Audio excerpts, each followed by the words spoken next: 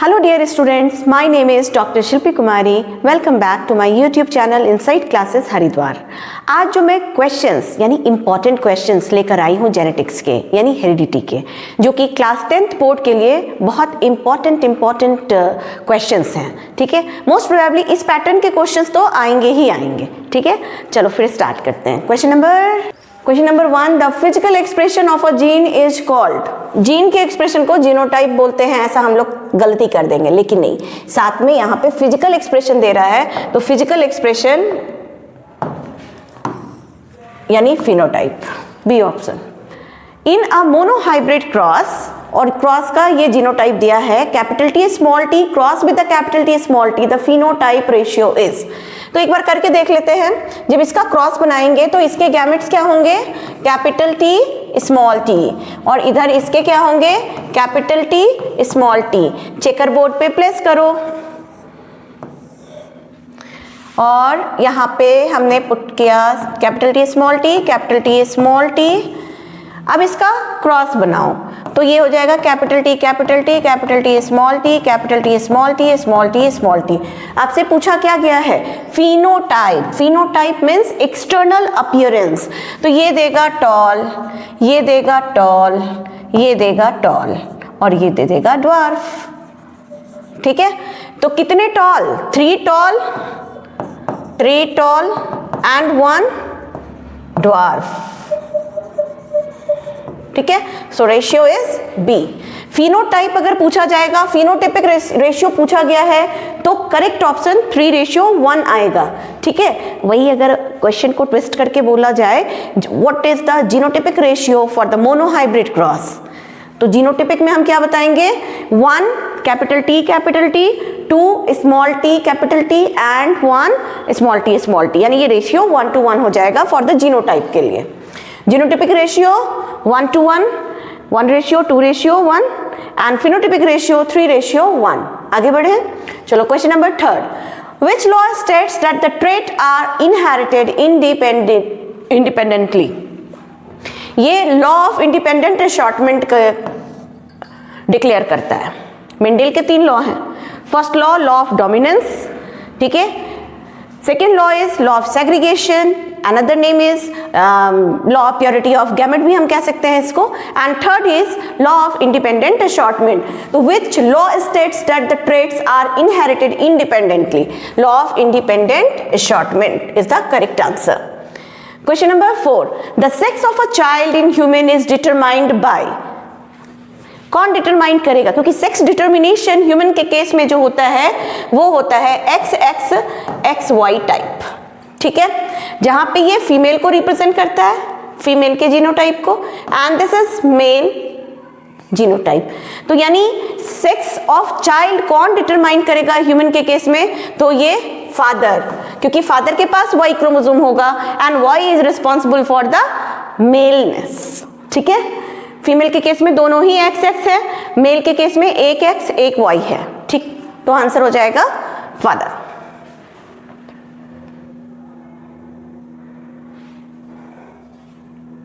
Next question number 5. Human female have which chromosome combination. अभी बताया मैंने, ये किसका है, पहले ये समझो किसका है, ये मेल का है. ठीक है, YY तो होता नहीं, XO ग्रास हॉपर में होता है, तो इस दोनों को ओमिट करो. This is female. ह्यूमन के केस में पूछा है तो ह्यूमन में फीमेल रिप्रेजेंट होती हैं XX. ठीक है, question number 6. Explain Mendel's monohybrid cross with diagram and ratio. देखो ये जो क्वेश्चंस है ना, ये 2 मार्क्स में आ सकता है, तो आप इसको कैसे लिखोगे. When Mendel crossed pure tall plant capital T with the pure dwarf plant small t, first of all you should draw the F1 generation. कैसे आप F1 जनरेशन को निकाल सकते हो, तो कैपिटल T का क्रॉस स्मॉल t के साथ कराएंगे, तो जो पहला जनरेशन आएगा वो हमें ये देगा. ठीक है, फिर उसके बाद F2 जनरेशन निकालने के लिए इसकी सेल्फिंग कराई जाती है, यानी selfing of what, capital T small t capital T small t, तो उससे जो रेशियो आएगा जीनोटाइपिक रेशियो 1:1 का आएगा, 1 capital T 2 capital T small t, 1 small t। And phenotypic ratio अभी अभी मैंने बताया है 3 tall 1 dwarf. So this proves the law of dominance. ठीक है, समझ में आया? Question number 7, state and explain the Mendel's law of inheritance. Mendel के 3 लॉ हैं। Law of dominance, dominant trait express in F1 generation. According to the Mendel ने जो law दिए थे वो 3 लॉ थे। फर्स्ट लॉ ये बताता है लॉ ऑफ डोमिनेंस का, जब इसमें आप मोनोहाइब्रिड क्रॉस या डाईहाइब्रिड क्रॉस मेंडल के अकॉर्डिंग आप क्रॉस बनाते हो तो F1 जनरेशन में जो भी आएगा कौन सा कैरेक्टर अपीयर होता है? Dominant character. कहने का मतलब कैपिटल T का क्रॉस स्मॉल t के साथ होता है, तो यहाँ पे डोमिनेंट कैरेक्टर टॉल है जो कैपिटल T से रिप्रेजेंट हो रहा है। जब इसका क्रॉस कराया जाता है F1 जनरेशन में कैपिटल T स्मॉल t आता है। वन मोर इंटरेस्टिंग थिंग क्या है कि जब कभी भी हम डोमिनेंट जीन की बात करते हैं तो डोमिनेंट एक्सप्रेशन जो देता है वो होमोजाइगस फॉर्म में भी दे सकता है, हेटेरोजाइगस में भी दे सकता है, बट रेसेसिव सिर्फ और सिर्फ होमोजाइगस में ही बताया जाएगा। मतलब डोमिनेंट और रेसेसिव का कॉन्सेप्ट समझ में आया? डोमिनेंट वो जीन होते हैं जो अपना एक्सप्रेशन दे देते हैं, तो जो डोमिनेंट जीन होता है, डोमिनेंट जीन होमोजाइगस से भी रिप्रेजेंट होगा। होमोजाइगस मतलब कैपिटल T ये भी टॉलनेस को बताएगा। ठीक है, एंड ये हेटेरोजाइगस भी, हेटेरोजाइगस के फॉर्म में भी अपीयरेंस देगा। तो डोमिनेंट जीन होमोजाइगस भी हो सकता है, हेटेरोजाइगस भी हो सकता है, बट लेकिन अगर हम बात करेंगे रेसेसिव का तो वो स्मॉल t ही होगा, यानी होमोजाइगस फॉर्म में होगा। तो लॉ ऑफ डोमिनेंस समझ में आ गया। सेकेंड लॉ बताता है लॉ ऑफ सेग्रीगेशन, यानी law of purity of gamete. Gamete कभी भी डिप्लॉइड नहीं होता, ऑलवेज हैप्लॉइड होता है। ठीक है, allele separates during the gamete formation, so gamete always be haploid. And the third law is law of independent assortment, trait assort independently। जितने भी characters हैं वो independently assort करते हैं। This is the third law of Mendel's। Differentiate between the genotype and phenotype. Genetic makeup को हम genotype बोलते हैं एंड फिजिकल अपीयरेंस को हम फिनोटाइप बोलते हैं। So the example genetic makeup की अगर हम बात करें कैपिटल T स्मॉल t, ये जीनोटाइप हो गया, है ना। फिजिकल अपीयरेंस की बात करें तो ये होगा टॉल प्लांट, यानी जो हम एक्सटर्नली रिकॉग्नाइज कर पा रहे हैं इसलिए। Explain sex determination in human being. तो भाई फीमेल XX से रिप्रेजेंट होती है, मेल XY से, and mother always gives X chromosome, father gives either X और Y। इफ XX तो वो गर्ल एंड अगर XY तो वो boy, hence the father determine the sex of child. ठीक है। A man having blood group A marries a woman having blood group O and they have a child. What will be the blood group of the child? देखो ये question पहले तो मैं इसमें लिख देती हूँ, वेरी वेरी वेरी इंपॉर्टेंट। और अगर ये क्वेश्चन आता है तो याद रखना कि जब कभी भी हम ब्लड ग्रुप के बारे में पढ़े हैं या जानते हैं, क्या जानते हैं ब्लड ग्रुप के बारे में, ABO ब्लड ग्रुप के फिनोटाइप 4 होते हैं, मतलब जितने टाइप का ब्लड ग्रुप उतना ही उसका फिनोटाइप हो गया। Blood group A, B, AB and O। What's about their genotype? Genotype blood group A के लिए 2 जीनोटाइप, मतलब वो ब्लड ग्रुप A रिप्रेजेंट होगा 2 जीनोटाइप से।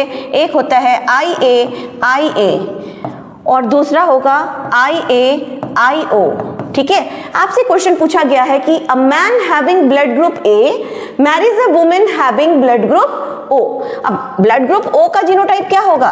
IOIO। बट ये तो मेंशन नहीं किया ना कि ब्लड ग्रुप A जो है वो होमोजाइगस कंडीशन में है या हेटेरोजाइगस कंडीशन में है।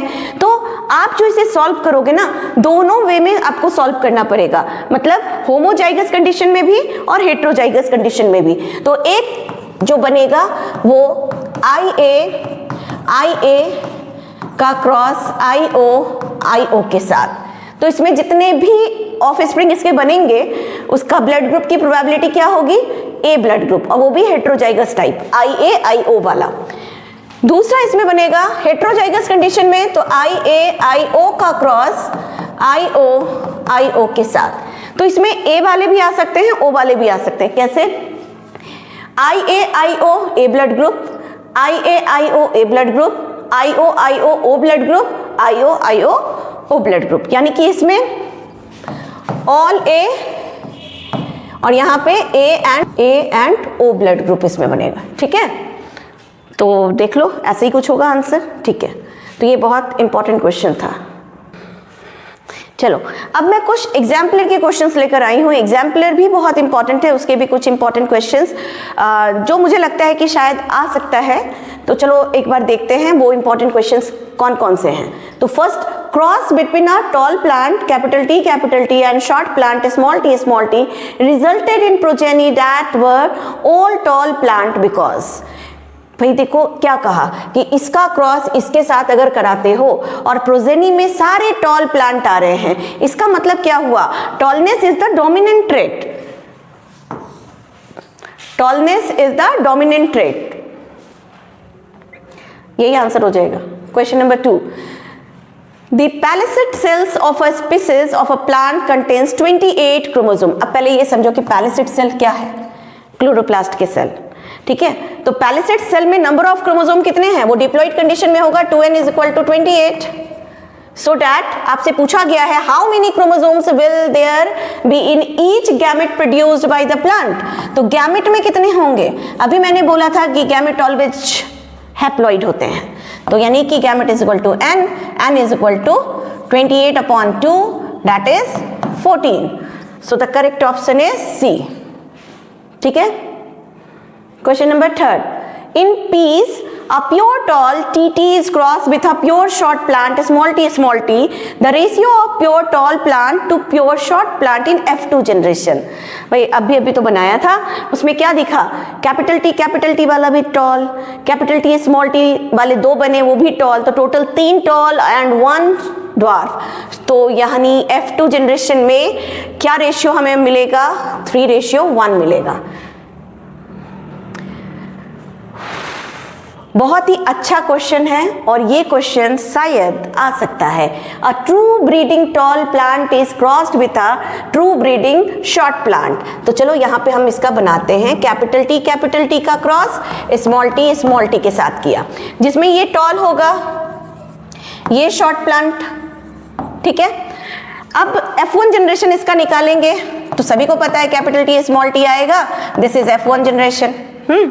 तो इसका नेचर कैसा होगा? All toll. बट ध्यान रखना ये तो F1 में हमें मिला ना, F1 जनरेशन मिला ये। टू प्रोड्यूस F2 जनरेशन मतलब अब इसको सेल्फ पॉलिनेटेड होना है, यानी कि इसकी सेल्फिंग होगी। तो जब इसकी सेल्फिंग होगी तो यहाँ पे T स्मॉल t का क्रॉस T स्मॉल t के साथ होगा। ठीक है, F2 जनरेशन में the ratio of true breeding tall and true breeding short plant का रेशियो क्या होगा? अब देखो यहाँ पे जो बनेगा, जो आएगा वो हमें क्या मिलेगा? चेकर बोर्ड पे हमने बनाया भी था अभी, तो इसमें हमें एक तो ये मिलेगा, है ना, एक ये मिलेंगे, 2 ये वाले बन जाएंगे और एक स्मॉल t वाला बनेगा। ठीक है, आपसे पूछा गया है ratio of true breeding tall. True breeding tall का मतलब ट्रू ब्रीडिंग टॉल मतलब ये वाला हाइब्रिड की बात हो रही है। तो 2 and small and true breeding short plant तो एक ही बना, तो यानी इसका रेशियो 2:1 होगा। थोड़ा कंफ्यूजन होगा, अगर यहीं पे प्योर टॉल दिया होता ना, true breeding tall pure tall plant का दिया होता तो रेशियो 1:1 आता। ठीक है, question number 5, genotype of a plant bearing purple flower PP and one with white flower small p when these are crossed। जब इसको क्रॉस कराया जाएगा सेम थिंग, देखो बिल्कुल घबराना नहीं, आप बस एक एग्जाम्पल के तौर पे मेंडेल का टॉल पी प्लांट वाला बना करके रखना। अब चाहे जो भी पूछ दे, जैसे genotype of a plant bearing purple flower, flower का कलर तो मतलब एक ही कैरेक्टर को लिया, मोनोहाइब्रिड कंडीशन है। तो P का cross small p small p के साथ अगर करेंगे तो what colour of flower would you find in F1 generation? F1 generation में क्या मिलेगा? तो पहले तो ये देख लो, दिस इज पर्पल, ठीक है, and this one is white, ठीक है। तो जब इसका क्रॉस करेंगे तो F1 में हमें क्या मिलेगा? Capital P small p। According to Mendel law of dominance से क्या प्रूव हुआ? F1 जनरेशन में जितने भी आएंगे सारे के सारे डोमिनेंट ट्रेट आएंगे, यानी ऑल पर्पल, सारे के सारे पर्पल फ्लावर आएंगे। तो what colour of the flower would you find in F1 progeny? Answer will be all purple. Clear? तो फर्स्ट हो गया। Give the percentage of white flower if F1 plants are self pollinated, मतलब white flower का percentage. तो भाई देखो एक चीज याद रखना, एक था ये वाला, दो थे ये वाले और एक थे ये वाले। आपसे पूछा गया है व्हाइट फ्लावर का परसेंटेज, तो कितना? 1/4 यानी 25%। तो ये हो जाएगा 25%। Give the percentage of white flower if F1 plant is self pollinated, so answer will be 25%। And C, in what ratio would you find capital P and capital P small p in F2 generation? Draw the flow chart। बहुत अच्छा question है। देखो इसका cross इसके साथ करना है, तो क्रॉस का रूल ये है कि फर्स्ट ऑफ ऑल आप गैमेट निकालो, फिर उसको फर्टिलाइज करो, मतलब उसके चॉइसेस बनाओ। चेकर बोर्ड यूज करोगे तो काम और आसान हो जाएगा। ठीक है, तो चलो स्टार्ट करते हैं। तो इसमें जो गैमेट बनेगा एक ही टाइप का गैमेट बनेगा, कैपिटल P वाला, और इसमें जो गैमेट बनेंगे वो कैपिटल P स्मॉल p वाले गैमेट बनेंगे। राइट? अब एक चेकर बोर्ड बना देते हैं।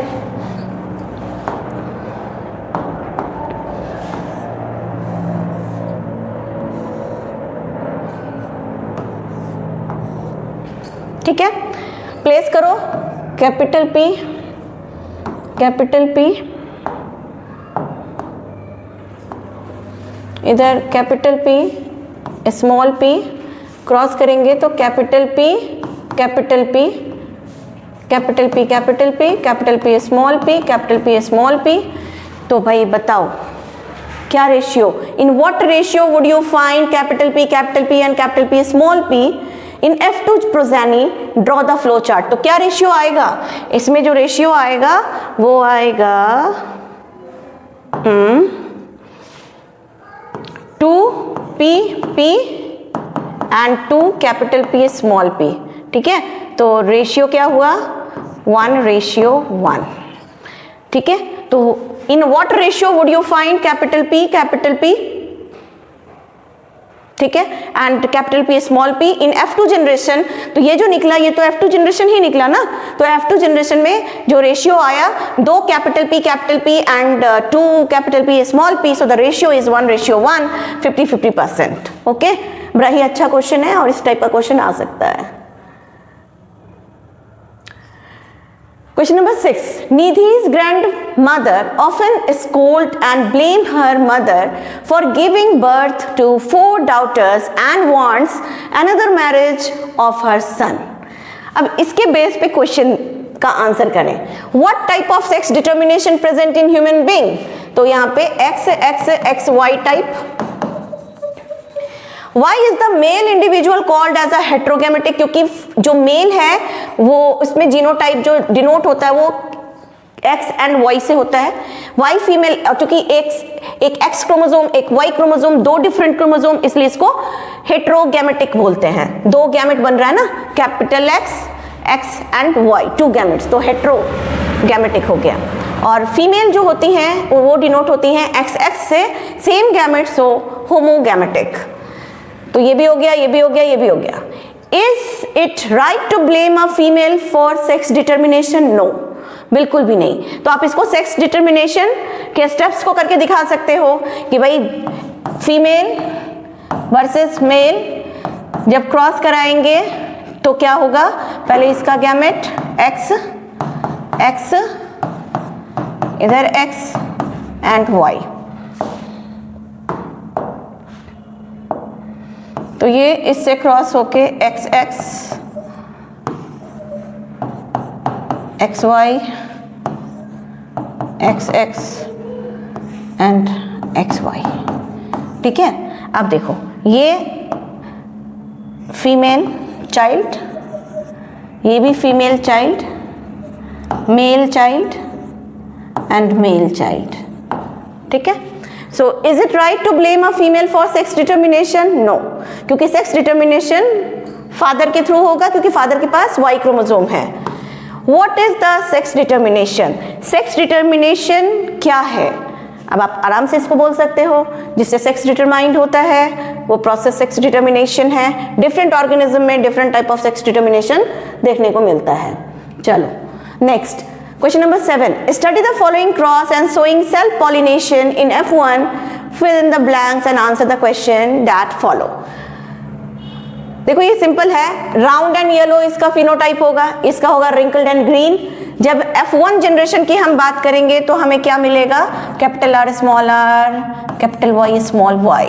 मतलब ये F1 में ये जो मिला ये भी राउंड एंड येलो। अब इसकी सेल्फिंग कराएंगे किसके साथ? इसी के साथ। ठीक है, तो जाके हमें क्या मिलेगा? फिर हमें मिलेगा F2 जनरेशन। ठीक है, चलो ये भी हो गया। Next, in question 44, where is the question 44? अच्छा यही वाला था। ठीक है, इसमें समझते हैं कि क्या पूछ रहा है। What are the combinations of characters in the F? In question 44 what is the combination of character in the F2 progeny and what are their ratio? तो रेशियो इसमें आ जाएगा फिनोटिपिक रेशियो, फिनोटिपिक, एक्चुअली यहाँ पे F2 पूछा गया है।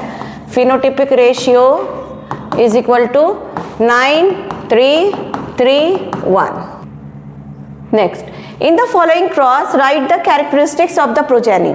अगर इसका क्रॉस यानी capital R, capital R, capital Y, round and yellow, two pair of contrasting character को लेके अगर क्रॉस हो रहा है तो डाइहाइब्रिड क्रॉस है। तो डाइहाइब्रिड क्रॉस में जो जीनोटाइप गिवन है वो है capital R, capital R, capital Y का cross capital R, capital R, capital Y। तो जब इसको क्रॉस कराया जाएगा प्रोजेनी जो बनेंगे इसमें ऑल क्या बनेंगे? ऑल यही बनेंगे, round and yellow, round and yellow. ठीक है, क्योंकि जब क्रॉस कराओगे तो इसका जीनोटाइप क्या आएगा? ये आएगा, और ये क्या होगा? All round and yellow. अब इसका क्रॉस यानी इसका इसके साथ अगर क्रॉस कराएंगे तो यहाँ पे हम देखेंगे राउंड येलो के साथ अगर हम क्रॉस कराते हैं तो क्या होगा? तो यहाँ पे जो प्रोजेनी आएगा उसमें राउंड येलो वाले भी आएंगे, है ना, राउंड ग्रीन वाले भी आएंगे, रिंकल्ड येलो भी आएगा, रिंकल्ड ग्रीन भी आएगा। Round yellow, round green, wrinkled yellow and wrinkled green, wrinkled green।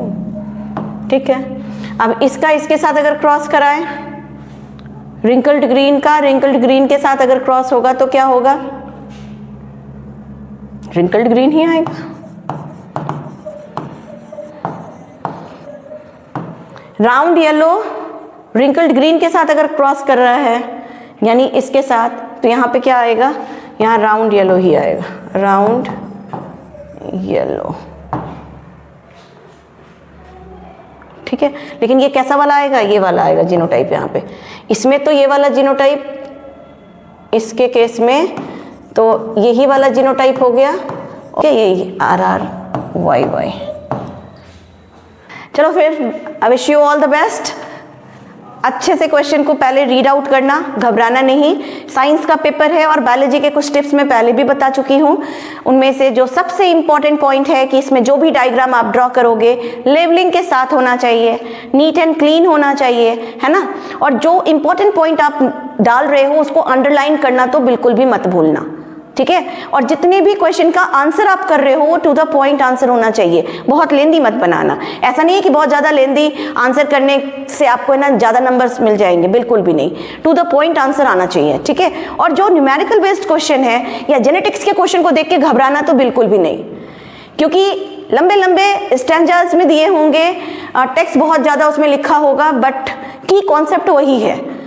आपको गैमेट निकालना आना चाहिए, क्रॉस बनाना आना चाहिए, and you should know how to draw the chart. ठीक है, तो स्क्वायर, पुनेट स्क्वायर को यूज करके आप अपने इस क्वेश्चन को बहुत इजी तरीके से सॉल्व कर सकते हो। चलो फिर मिलती हूँ, टिल देन बाय।